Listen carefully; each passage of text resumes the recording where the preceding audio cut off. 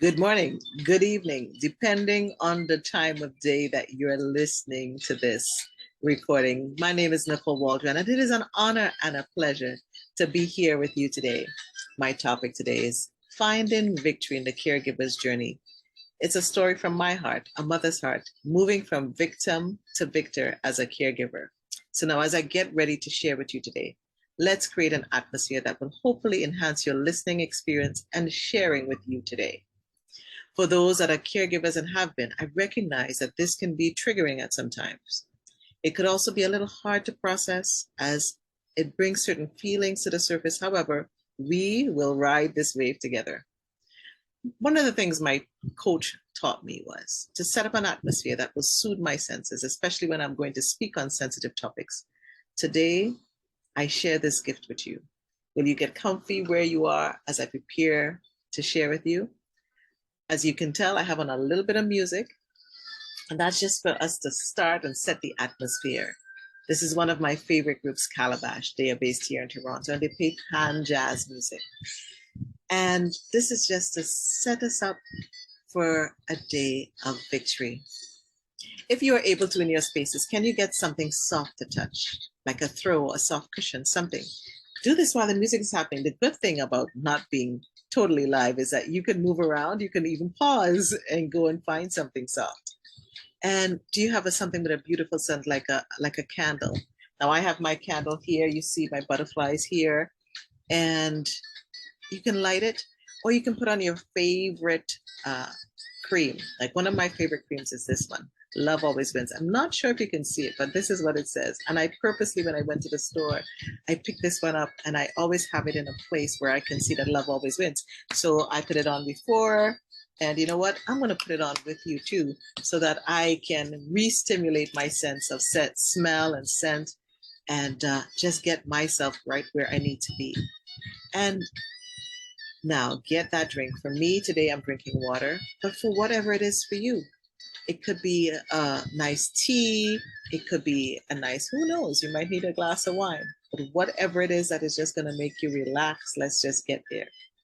And, even as I got ready to share today, I was intentional about how I set up myself and prepare. And so before we go any further into this session in this 5 days into the forest, in this summit, I want to share something with you about me personally. Nature is very invigorating for me. And as you see me look to my left, it's because my view, I can see the water, I can see the trees, and I just love the water and the trees. It's just something special about it. And I also love butterflies. Now you can see the butterflies right there with me. Every time I do a taping or sharing, I have my butterfly here with me. I'm located in the beautiful Scarborough Bluffs here in Toronto, Canada, which is such a beautiful place, and it's breathtaking, and it's by the water. And, I need to sometimes just sit there and bask in it and listen to what the wind is saying through the trees. And so before I started today, and as I get ready to go into this, I focused there. I got some peace and some inspiration there. And then I remembered to check my breathing, something I never used to do. I'm going to ask you, how is your breathing today? Are you breathing? Strange question. So now just take a brief moment. It's not really a meditation, but it's just now to take that moment and listen to yourself breathing. Just inhale and exhale. Do it for about 3 times, and if you feel to do it more, do so. Because there's something that happens inside of our bodies when we consciously remember to breathe. It's something that we do intentionally. And for caregivers, it's one of the things that we're so always going. We never take that moment to pause. So I want to encourage you that you take that moment to breathe. Even when you wake up in the morning, just check your breath. Now, so today as I share my story, I will share some tools I have used to find victory moments as a caregiver and how I approach my caregiving role, which I now see as a gift. And now I see from a victorious perspective. I actually created the victory formula, which I can now apply not just to my caregiving journey, but into many areas of my life. And I've taken this and now I'm sharing it with others. And I look forward to sharing it with you today. Now, you heard me mention the word gift, right? Now, I see this journey as a gift. A gift, you say? Yeah, kind of unique, kind of strange, but it is a gift. How do you see the gift in this journey? That's the question, right? Okay. How could I see this role as a gift? That can be at times burdensome, nerve wracking, and exhausting as a gift. But let's just say that this did not just happen like that. Let's keep it real. Sometimes on those challenging days, even myself, I forget to see the gift in this journey. You see, as caregivers, we have been given an opportunity to take care of someone we love who, at a very significant time of their lives, they need special care. Sometimes they did not even expect it. It depends on the type of journey that you're on when you enter the caregiving journey.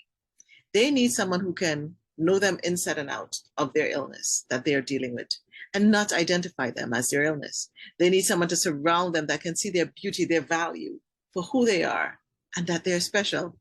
This has become and is one of our roles. You see, when you receive a gift, you access it, you receive it and you say, okay, what type of gift is this? How do I take care of this gift? For each gift is different and it requires its own special kind of prayer. So as you assess the gift, I encourage you to look at your caregiving journey through these lenses, the lens of the gift.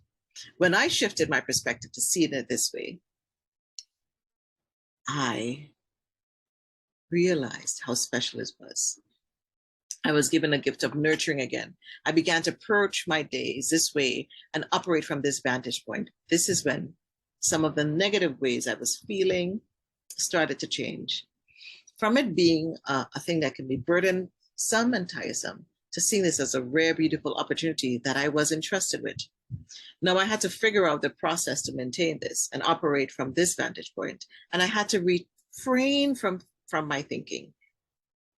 You know, a friend of mine says, you know, we automatically sometimes go to the negative. So I had to switch my mindset, which in essence, as I switched my mindset, my thinking, it started to rewire my brain, my neural pathways. And that is something that we must intentionally do, especially in this road. I thought about my loved one, who in this case happens to be my son. And though I have been his provider all his life, his nurturer, when he got into a bike accident, that role shifted and a different type of care came into play. I also had to recognize that he was in a life-altering experience that in essence was actually going to be harder for him in the long run than for me. His dreams had to change and he was dealing with a new identity in self. I had to put my ego down and bring up my humble meter even higher. Now, I think I'm a pretty humble gal, but let me tell you, this journey has taken me on a new journey of being humble. So who am I? First, I told you my name is Nicole. And did you know it's such a simple name, but it has an extraordinary meaning. And when I embraced the meaning of my name, my life changed. The meaning of my name is Victory of the People. I'm a woman who loves life and I love to live life on purpose. Along this journey, I want to empower, enlighten, and inspire others to live a life of purpose. I love to work and participate in activities that have meaning and impact. Through this journey of life, I'm a daughter, I'm a sister, I'm a mom, I'm a friend, I'm an acquaintance, and I'm new to some of you. In my professional journey, this has taken me through many facets. As an event specialist, I've had the opportunity to work on various types of events and festivals, meet all sorts of interesting people. I've also done various types of administration, from working in the Senate of Canada to offices in arts organizations. I've also been an advocate in my community for over maybe 30 years, from affordable housing to violence against women. And now I am really focusing on mental health with a niche on focus on caregivers, sorry. I now also host a podcast. And in the pandemic, believe it or not, I became an author. I'm still trying to process that. And that's just a little bit about me. So let me take you on a journey. Let's pause here and take you on this journey. Are you good? Okay, here's the journey. I have had to challenge myself to find victory. Though my name means victory, I don't always see it. I didn't always see it. And I've had to shift and operate through the lens of the victorious perspective. I really wish I could be speaking to you live because there's a different energy that you can get from individuals' life. And I hope that as we go through this sensitive topic, it is impactful for you. But through this pandemic, we've had to adjust. And as caregivers, that's something that is actually quite familiar to us. For some of us, we never thought we would be in this role as caregivers. We had to do that P word. We had to pivot for a long time. For some, it may have taken a hot minute to even identify yourself as a caregiver, as you're probably taking care of someone you love. And it's just natural for you to take care of someone you love. Now, I referenced the pandemic, that dreaded P word, a word that and an experience that we've had to adjust to. And over the years, I go back to the word pivot. Well, the time I thought I would be using pivoting was in ballet. I used to love ballet and do ballet, but not in the role as a mom. Now, through this journey, we started back in 2015, this particular part of my journey. I endured a sudden pain, which inadvertently made me have to do that P thing again, pivot, and now has prepared me to walk with a new perspective and be purposeful in a new way.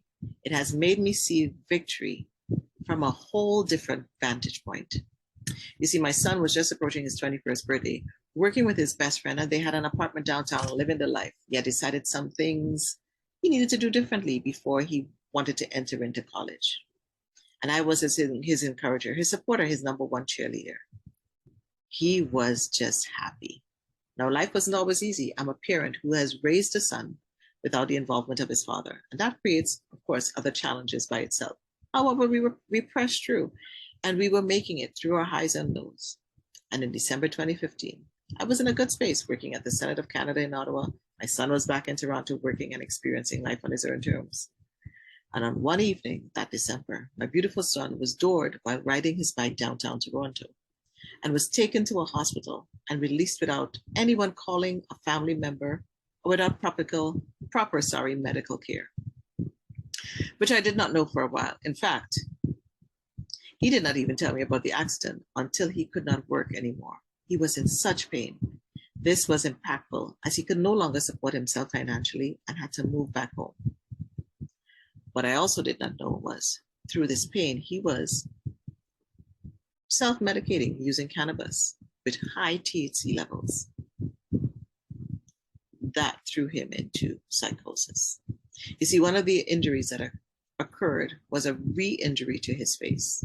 A little backstory. My son was a natural athlete and loved most sports. In grade 9, he broke his face while playing rugby at school.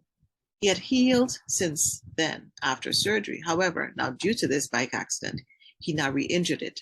And we were now dealing with what we've now learned as trigeminal nerve pain, which has taken a long time to manage. In fact, we're still managing this pain.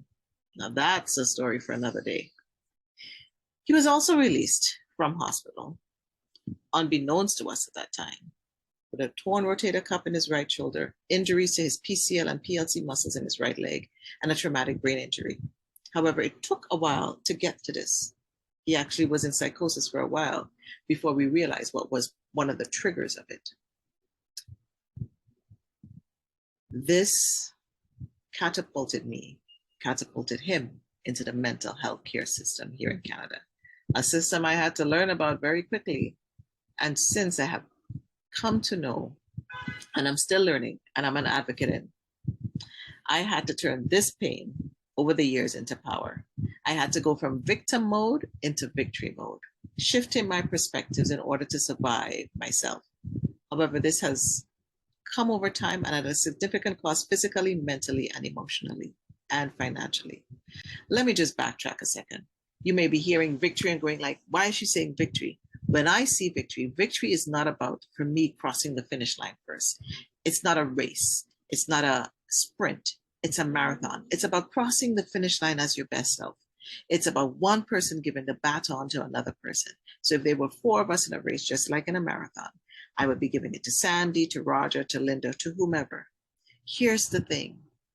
Each person has a unique part of the journey, and as they give the baton one to another, at the end of the day, when that last person crosses the finish line, they all end up in the same position, and it becomes a team effort. They have all crossed the finish line, whether it's first, second, or third, but they crossed the finish line together. And that's how I see victory. So let's go back a second. It's been a journey of highs and lows. It has drastically changed both our lives. My son, who has been in and out of hospital for over the last few years, has been dealing with severe pain management, rebuilding the use of his body, and has also been diagnosed with bipolar depression. And now he's still trying to adjust to this new life because it's very different for a young person with so many dreams and goals ahead. A life that has changed his youth. How he sees himself and how others see him. I have to deal with him now from that lens. And how do I have to deal with myself? Now, my son's journey is unique, just like your journey is unique. It has so many caveats to it. It's still a challenging one. However, I'm continuously learning to see the opportunities in the crisis and walk in it with him. Then there's another part of our journey that can be challenging to speak about as caregivers. But when our loved ones go into crisis, we are simultaneously put in crisis. We can feel like no one is showing up for us. It can be a very lonely experience. It's a traumatic experience. I know through this journey with my son, and while he's been in crisis, I can literally at times hear the birds chirping. Now you hear me smiling, but I've had to smile through that pain and recognize people's capacity to help, to understand, to know what to do. See, no one brought me that famous casserole that you hear people talking about when their loved ones have fallen ill, because mental illness is treated very differently. And there comes a time when you even are afraid to burden your friends and families. What do you need is a question I'm constantly asked. And it's so draining to answer, even though I know they have the best intentions. Funny how this question can feel like a burden, because there are times that you don't even have the capacity to think clearly. You hope that someone will just volunteer and just randomly do an act of kindness. I mean, just come and say, can I go with you to the doctors? Do you need a ride to the hospital? Even if you're driving or not driving, dropping off a meal for you. Hey, Nicole, are you home? Send you a gift card, like for a meal delivery company or even a cleaning company, bring you that meal.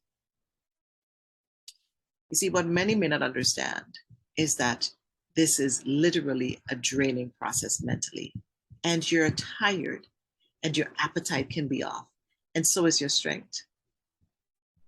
Sometimes for me, I wish people would have just reflected and think about what they would need in a situation and just show up.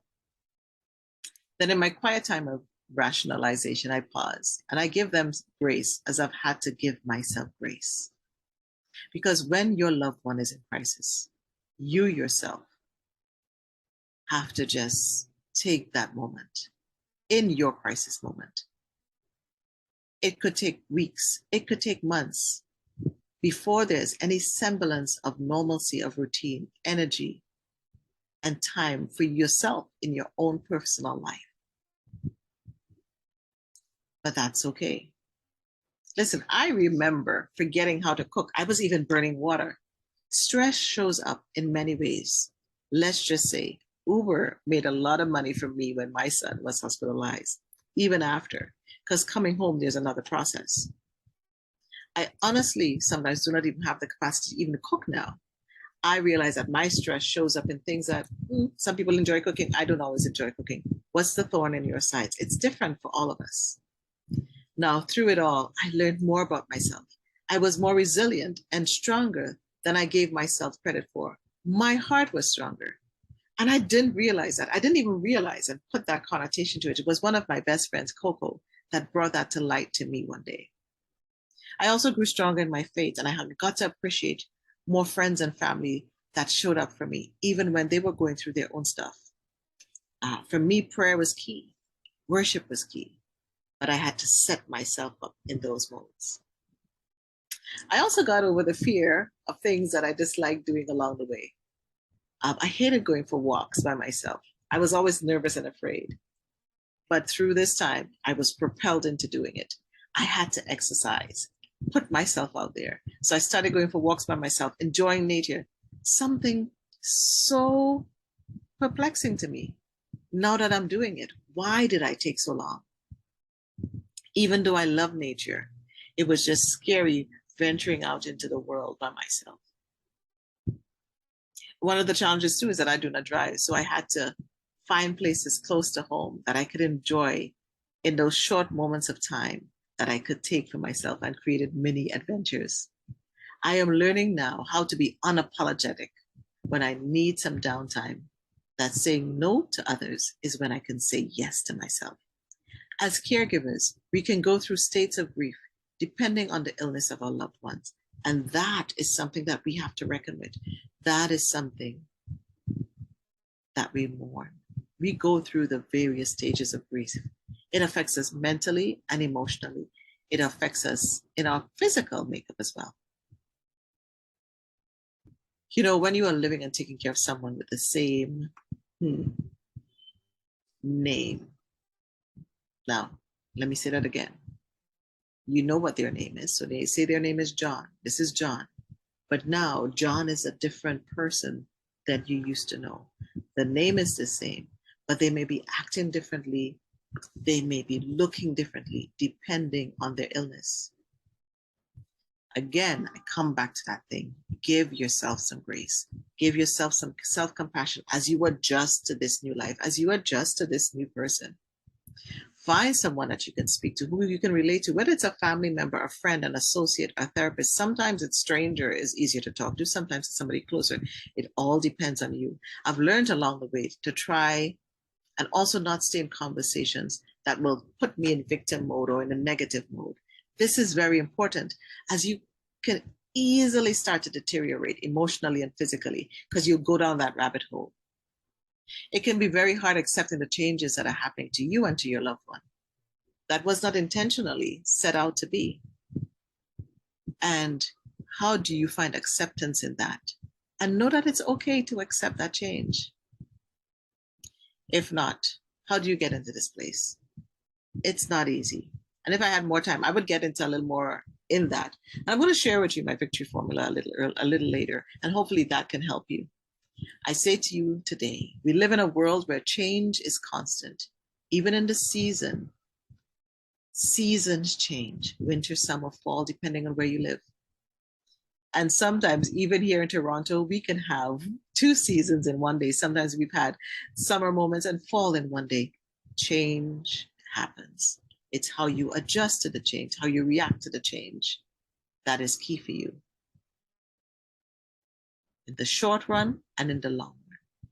Take the time to adjust. Take the time to heal yourself.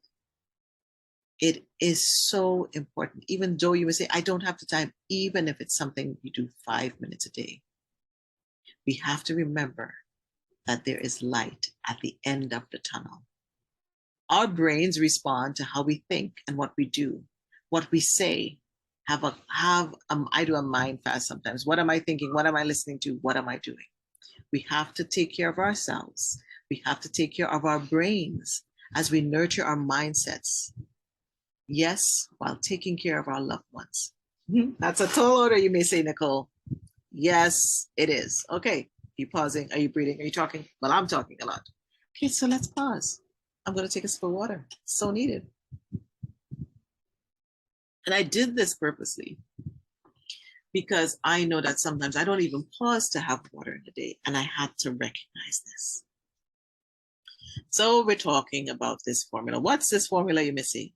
So let's start winding down here and set ourselves up. And I want to set you up as I had to set myself up for the victory perspective. You heard me mention earlier about the victorious perspective in the journey of caregiving. The vision in the caregiving journey. If you have paper, write that down. What is the vision in the caregiving journey? Can I even have a vision?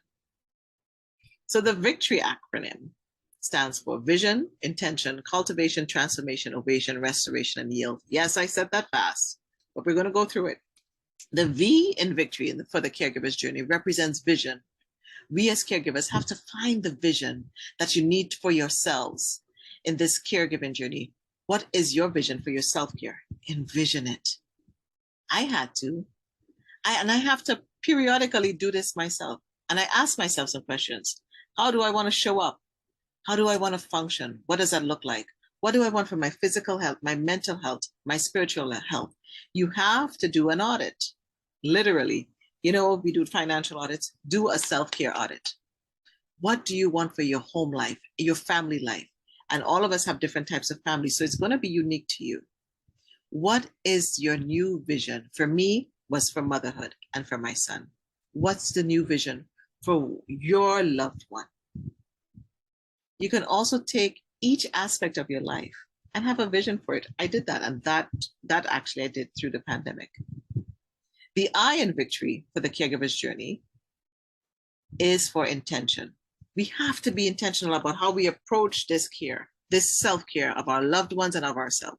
Take a look at the things you want to do and that you need to do to accomplish the vision on the above things you wrote. This may mean that you have to set an alarm up for your morning routine, starting with the word breathe. Listen, it's a prompt. It may seem simple, it may seem unnecessary, but when you just tend to get up and your mind is racing when you wake up, you have to literally put yourself in a mindfulness action. And if the first thing that you hear is a beautiful alarm, set your alarm not to just like a beep, beep, beep sound like I have my alarm set to music. That just reminds me I need to breathe. I need to say my affirmations. I had to be so intentional about my morning routine. And along the way, God gave me an accountability person, my beautiful sister friend, Lovemore, who helps to remind me periodically to pause and to ask me those really important questions on self-care. And sometimes I may have to start over, and that's okay. Remember, one moment at a time, one day at a time. And if you can find a couple times a day just to stop and take some intentional breaths, maybe even in the shower or before you go to bed, it will be health to your being. Another friend told me, a life coach, Mario Armstrong, told me, sometimes he even restarts his day with a shower. Have a new shower. It's okay. Get your hair wet again. Okay, so C. The C in Victory for the caregiver's journey is cultivate. We have to cultivate this vision. I literally had to get creative, finding some fun things to do. Fun was no longer in my vocabulary. And interestingly enough, one of the things that happened along the journey, and in this season in the pandemic, I started my podcast. And I also went on a learning journey about the brain, about mindsets. And as I started doing that, things started coming to my hemisphere. I also was encouraged by two great friends to become an author. Yeah, I was, and I didn't write a full book. I was an author in 2 anthologies, and I wrote 2 chapters in 2 different books. And that was something new for me. It stretched me beyond belief, but that challenge took me into a new vein, and it helped me to see even my victory moments over the years that I had totally forgotten. What can you do to cultivate your vision? Okay, so now it's time for the T. The T is the transformation. There will be various forms of transformation that will take place along this caregiver's journey. It reminds me of one of my favorite things, the butterfly. You know her sitting right there. Now think about the butterfly, the journey of the butterfly. Before it became a butterfly, it started off as a caterpillar on the ground, eventually morphing into a cocoon and manifesting into this beautiful butterfly. But who would think, just looking at something as a creature crawling on the ground with so many legs, moving slowly, chewing on leaves, could turn into this beautiful, wonderful creature called a butterfly? That when it morphs, right? When it morphs, look what it does. It flies on the cusp of the wind and it goes with the flow. This gives me hope for the future when I look at the life and the journey of the butterfly. For without hope, we faint, we perish. And I found that I had to find hope again. And so I had to find the things that would motivate me, inspire me. In fact, I moved from motivate to inspire because motivating meant I had to do something every day. Inspiring went into my heart and it fed me daily. It gave me hope for my future and my loved one. Embracing change and seeing a new normal. This is something I had to do. What was the new normal looking like? And this had to become my normal. This, of course, again, takes time and has to be patient. Remember, Rome wasn't built in a day. So you got to be tactical about it. All right. The O. The O in victory for the caregiver's journey is ovation. Ovation, you say, Nicole? Yep. We need to give ourselves some ovation along the way. It's like an orchestra with beautiful music and celebration. Seeing the small and big wins along the way, pausing and cheering yourself on, reflecting and seeing that you are standing. One of the things I created was a victory box. Here it is. I'm going to bring out my hidden victory box. This is my victory box.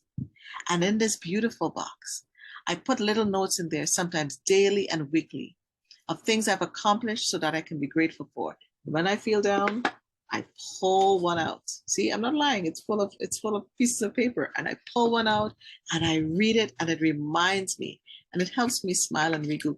Because sometimes we so are caught up in the negative, we forget the positive. What does this one say? Oh my goodness. See, I didn't plan it. It says I wrote 2 books, and Rising Eagles and Pursued by Purpose. And I could forget I wrote those 2 books, but it's such a great reminder of something I accomplished. Now, I hope this will bring some order, because as you have to be orderly in the process as a caregiver in your self-care, because it can get pretty chaotic, and that's okay. You love the O's, you're an overcomer. Give yourself the ovation that you need along the way. All right, we're winding down. In victory here is the R.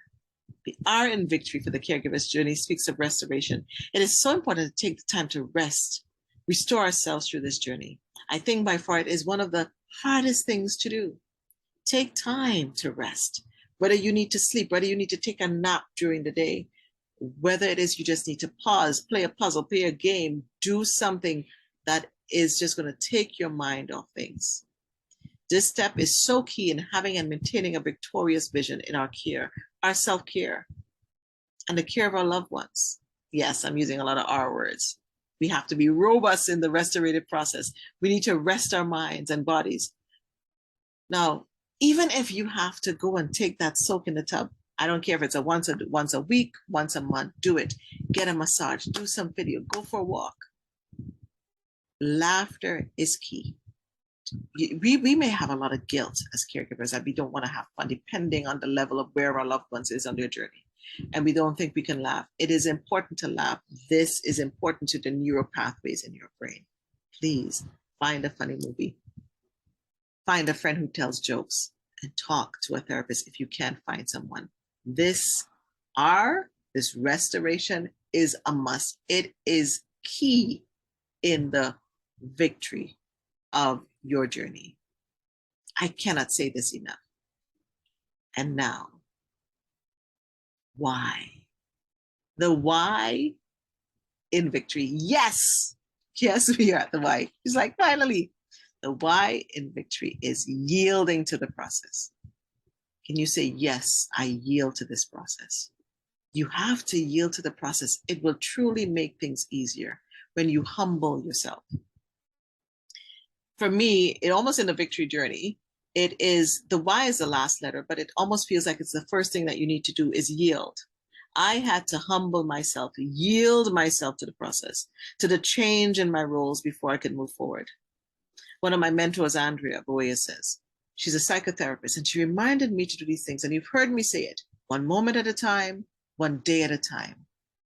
Do this with your loved ones and do this for yourself. So for as I work on my healing, and as you work on your healing and the care of your loved ones, we need to care intentionally.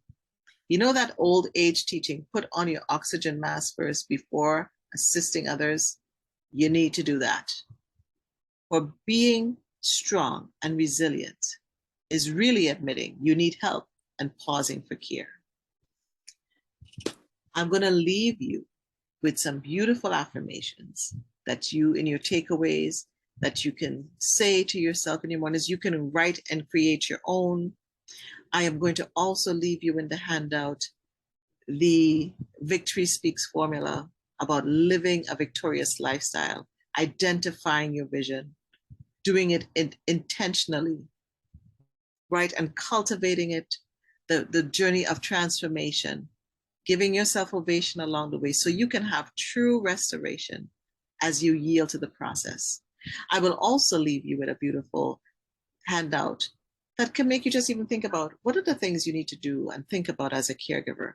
What it is you need to, the plans that you need to start making for yourself. Do you have an eating plan, your nutrition plan? Do you have an emergency plan? You know, are you journaling the process? I'm going to put that there for you. And what are the questions you need to ask yourself about your mental health and wellness? And like every good Girl Scout, well, I was never a Girl Scout, but let me tell you, through this journey, I wish I was. How to be prepared, how to be intentional, the schedules that you need to put in place. And as you make those affirmations, make them personal to you. Some of them that I say is that I am peace with where I am. I am hopeful with where I'm going. Those are just some of the affirmations I will leave you with. So today, I thank you for listening to me. I really thank you for allowing me to share part of this very personal journey with you. My name is Nicole Waldron. I am your voice of victory and your mental fitness coach. My company, Victories Speaks, is a place where iron sharpens iron. My mission is to inspire you to live a victorious lifestyle in this caregiving journey. For we need to be mentally fit so we can finish our race in this journey of life. I believe that our victory is not about winning. It's about crossing the finish line as our best self. It's about your personal victory. And I hope the 7 steps in the Victory Speaks formula will teach you and help you to maximize your strength and cross the finish line victoriously. Remember, your peace is in your victory is in your peace. Living a life of victory is a choice.